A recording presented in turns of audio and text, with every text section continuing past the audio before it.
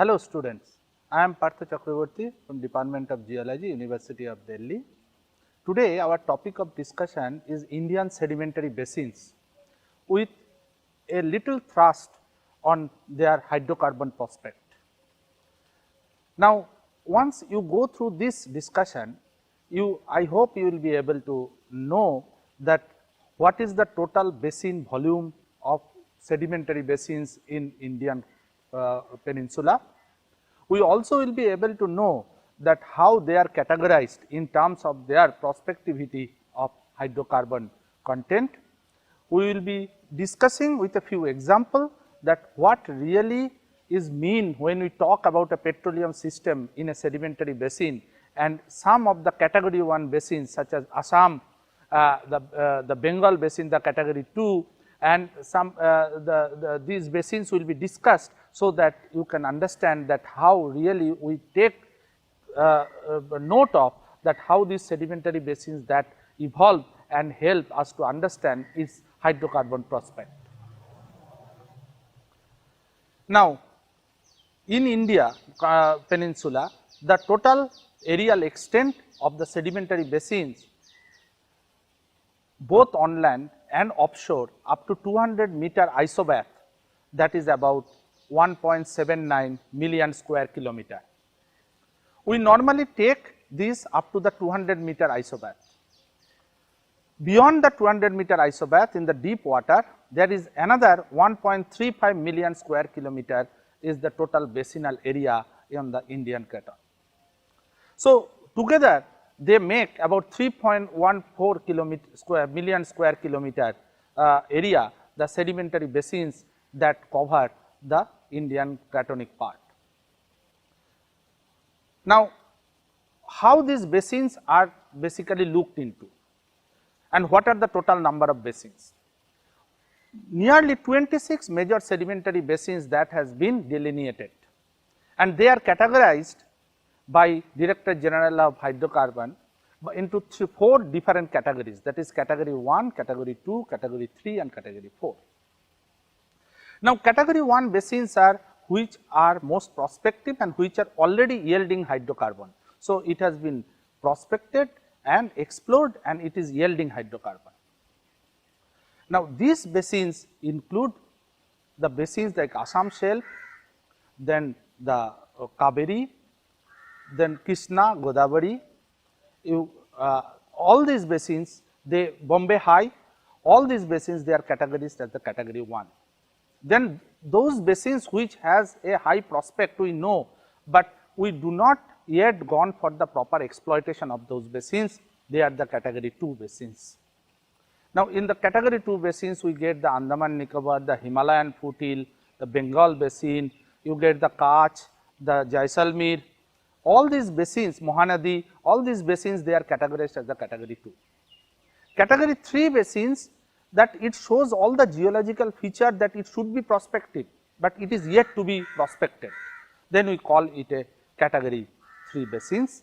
And these category 3 basins in India, they are categorized as the Bikaner-Nagaur Basin, the Lakshadweep Basin, and all these basins they are basically the category 3 and category 4, that at the present state of knowledge it is considered to be least prospective, but with the proper and the advanced technology and the more study, there is a scope that it can be identified in future. So, the studies is needed, more studies needed in these basins, that we call the category 4 basins. So, once we categorize all the 4 types of basins, then our aim is to identify that how really we consider these basins, that how the different kind of hydrocarbon prospect which needs to be searched into in all these basins.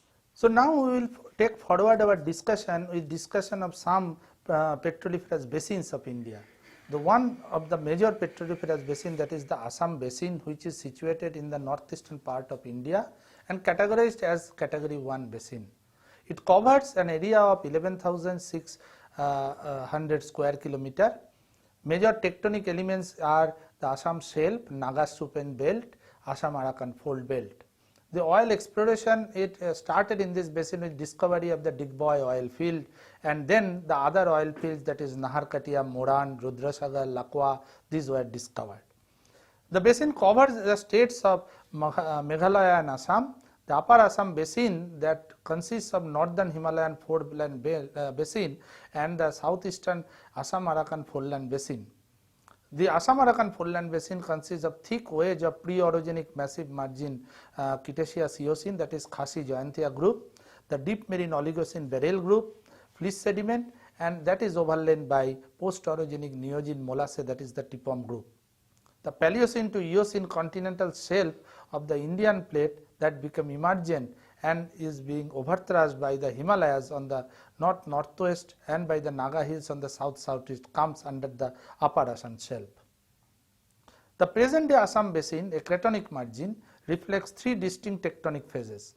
The earliest was late Cretaceous to Eocene block faulting and development of a southeasterly dipping shelf.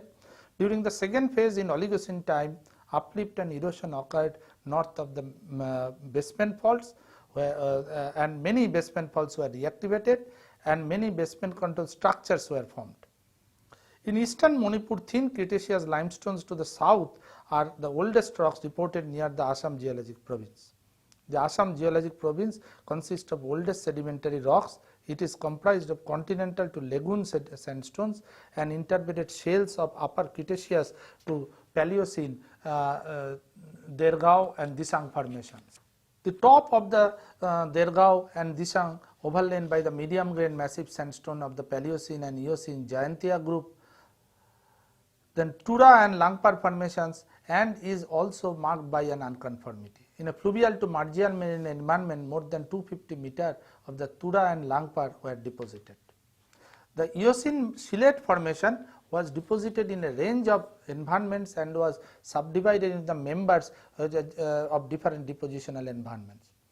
The lower Lakadang member was deposited in a lagoonal environment, consists of more than 350 meter of thin sandstone, and the interbedded shale and coal in its basal part. The members of the upper part of the Lakadang formation are calcareous sandstone of a restricted shallow water platform. The overlying Narpu member consists of claystones and siltstones of a shelf environment. The upper member of the silate, the prang member, is a shelf carbonate with interbedded siltstones and clay. Due to contemporaneous platform tilting and basement source block faulting, the silate formation is depositionally thicker from northwest to southeast in the Assam Geologic Province. The figure shows a diagrammatic expression of the Himalayan, northwest Himalaya and the Assam shelf, and we can see that there is a increase in the thickness towards the southeast from the northwest part of the shelf. Now, if we discuss the petroleum geology of the basin, then the source rock, that is basically is a composite petroleum system, that what we talk about, that is the silate, Kopili, Beryl, Tipum, for the total assessment purpose of the petroleum system. For correlations of source to reservoir where hydrocarbons were available to the time of assessment, a composite total petroleum system that is used. The total petroleum system of silate, Kopili, Beryl, Tipum are composed of the rocks of Eocene, Oligocene and Jayantia group, silate and Kopili formations, the Oligocene Beryl group and the Oligocene Miocene Surma and Tipum groups. In Assam Geologic Province, the reservoir rocks are represented throughout the stratigraphic section. Reservoir rock consists of Eocene, Oligocene, Jayantia group, silate formation sandstone and Kopili formation interbedded sandstone. Tura and Langpar marine sandstone also have reservoir potential, and Surma group alluvial sandstone reservoirs are productive in the southwestern part of the Assam Geologic Province. The Beryl marine pay sands and the Turam group massive sandstones are the most productive reservoirs. Permeability ranges from less than 8 millidarcies to as many as 800 millidarcies in the Tipum group sandstone, with porosities ranging from less than 7% to 30%. Now, coming on to the migration, that in the basin, we can say that below the Naga thrust fault, the generation of oil begins by the early to middle Miocene for the silate and Kopili formation. The onset of generation is about 1750 million years ago for Langpar and Lakadong members of the silate, and today the generation is continuing in the deeper portion of the Assam geologic province. Primarily the migration is up deep along the north-east trending slope of the Assam Shale. Seals and trap, that is the primary trap of the area, are the anticlines and the faulted anticline structure subparallel to and associated with the northeast trending Naga thrust fault. Below the Naga thrust sheet, probably the sub-thrust traps are present. There have also been stratigraphic trap discoveries such as the Dholia gas field, described as Oligocene barrel clastic depositional lenses, and Habjan and Sarojini oil fields identified as barrel depositional sandstone lenses. The seals of the areas are the interbedded Oligocene and Miocene shales and clays, and the thick clays of the Pliocene Gurjan group. In the south-western part of the Assam geologic province, the upper marine shale at the top of the Tripom sandstone is a regional seal that extends into and throughout much of the Bangladesh. Now we discuss about the Bengal Basin. The Bengal Basin is situated toward northeastern part of Indian peninsula in the state of West Bengal. It lies between 25 degree and 25 degree 30 minute and longitude 87 degree 30 minute to 90 degree 30 minute, and falls in West Bengal of India. It occupies an area of 89,000 square kilometer in total, in which about 57,000 square kilometer is on land and 32,000 square kilometer is offshore, up to 200 meter bathymetry. And that basically is considered that the prognostic for the hydrocarbon exploration program, where the prognosticated hydrocarbon resource in the Bengal Basin is placed at about 190 MMT of oil and gas equivalent. Geologically young and tectonically active this basin is, and which is traversed by Ganges, Brahmaputra, Meghna river system. The Bengal Basin is bordered on the west by the Indian Shield, on the north by the Shillong Shield, and on the east by the Naga Lusai orogenic belt, and is open to the Bay of Bengal at the south. The major tectonic features of the basin are shown in the figure that is given, where you see that the hinge zone and the basin marginal zone, and so it is a typical kind of basin where you have the highs and lows. The formation of the Bengal Basin was initiated during Middle Upper Cretaceous time with differential subsidence. The episode corresponds to the deposition of subaerial fluvial clastics of Bolpur Formation. The rock beds of Bengal Basin are grouped into the Neogene and Paleogene rock units. The Neogene are composed of clastic sediment derived from the Himalaya, the Shillong Plateau, and the Arakan-Yoma mountain ranges, and they are exposed mainly in hilly regions of Chittagong, hill tracts, Sylhet and Mymensingh. The Neogene sequence consists of unfossiliferous alternating sandstone and shale deposited in a lower succession, and massive pebbly sandstone to clay in its upper part. The Paleogene sequence is exposed mainly on northern part of the Sylhet district and composed of alternating sandstone, siltstone and shale at its upper part, and limestone and sandstone is the lower part. When we look into the petroleum geology part of the basin, the source rock, what is found by the drilling in the shale slope and basin area, that shows the Oligocene and Eocene carbonaceous marine shales at the basic source rock. The lower Gondwana sediments contain about 44% of organic carbon with type 2 and type 3 kerogen. In wells like Golsi 1, Maninagar 1, Palasi 1, in this has been found. The vitrinite reflectance value of source material within the Gondwana sequence range from 0.47% and 3.29%. As we already discussed, that if I have the vitrinite reflectance more than 2%, that is considered to be inert. So the vitrinite reflectance more than 2% is not of much value, but definitely the vitrinite reflectance less than 2%, they are of consideration.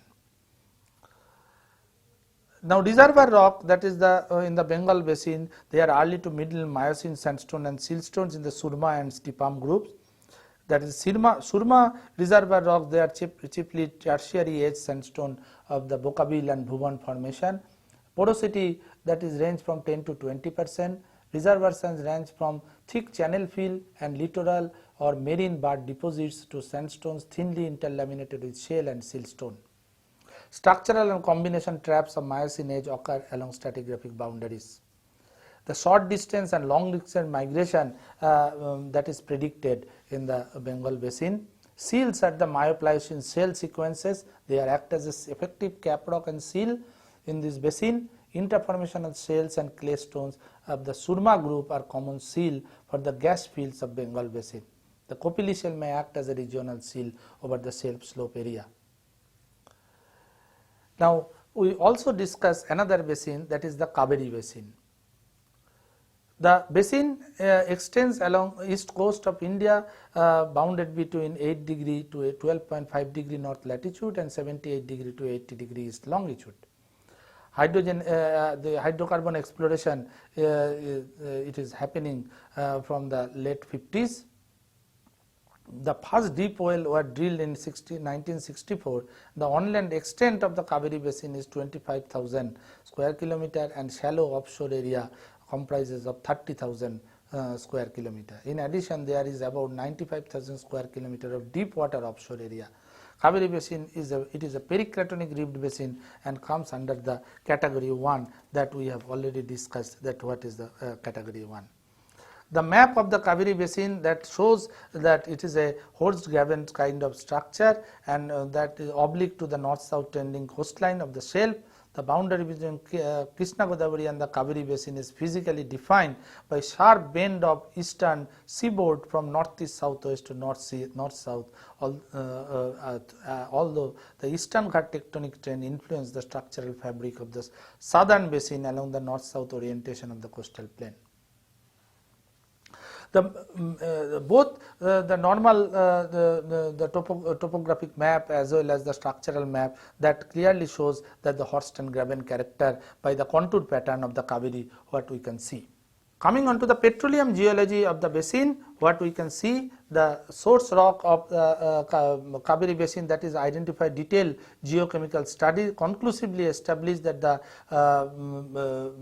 tertiary sediments are inadequately matured for hydrocarbon generation. Only the syn-rift and the post-rift Cretaceous shale sequences are mature source rock.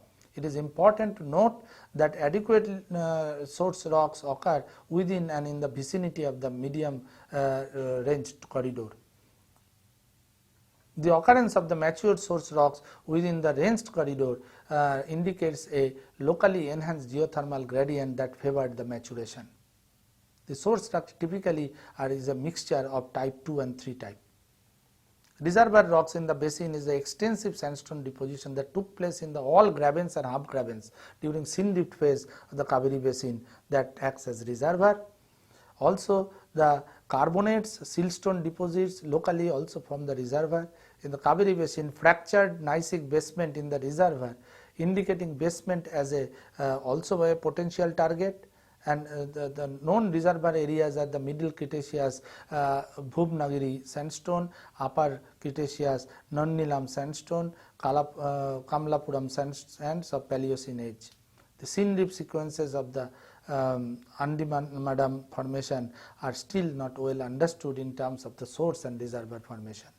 When we talk about the migration in the basin, what we see that the most of the sandstone sequences in the basin, they serve as good reservoir and that hydrocarbons are potentially accumulated within them.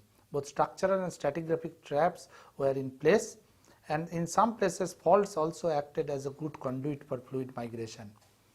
The model considers that the effect of both open and closed faults for the hydrocarbon migration which took place during different time steps of basin evolution.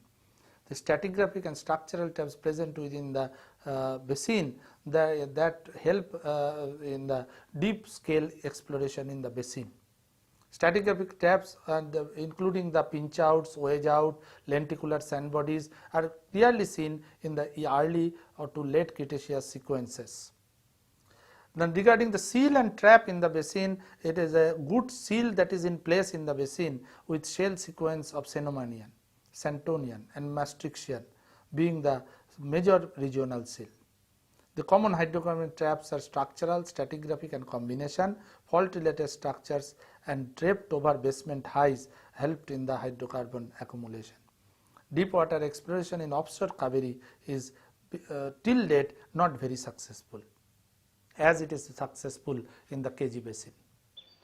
So, students, we have discussed in this module that what is the total area of India that is covered by sedimentary basin, and we have seen it is about 3.14 million square kilometer area that is covered by the sedimentary basins. And about 26 major sedimentary basins that we get in India, which has been categorized as category 1, category 2, category 3 and category 4 basins. Category 1 basins, some of the category 1 basins such as Assam Shelf, that has been discussed, and we have seen that these basins have a good source rock potential as the reservoir potential. We have also seen that some of these basins, they have already yielding the large scale hydrocarbon, and they are identified as the category 1 basin. We get products of all sorts of environment in these different kinds of basins, right from the continental to the marine. So, we get products of different environments ranging from continental to marine in these basins, and because of that some of these basins, they are extremely good as a hydrocarbon reserve basins. In Assam Basin, since the discovery of the Digboy oil field, there are a large number of oil fields that has been described, that is Naharkatia, Moran, and still for a long time it is a producing basin. We know these basins, what we have already identified and explored and studied, that gave knowledge to us, which prompt us to study the further other basins. So, this idea of the basins, that some of the basins they have very prospective, some of the basins they have the character to be prospective, some of the basins they are not yet fully studied, but needs to be studied. All these things that makes the study of sedimentary basin is a very topical issue, that what are the major basins and how far we have advanced in the study of these basins. I believe this discussion will encourage you to study about the Indian basins more and more, and also encourage you to go for the study of these basins in future, so that the more prospective basins can be identified and they should be explored in detail. With this, I end this module. I believe that you have enjoyed my discussion about these sedimentary basins of India, and you will go through the further literature that is referred to the e-text and go for the further studies.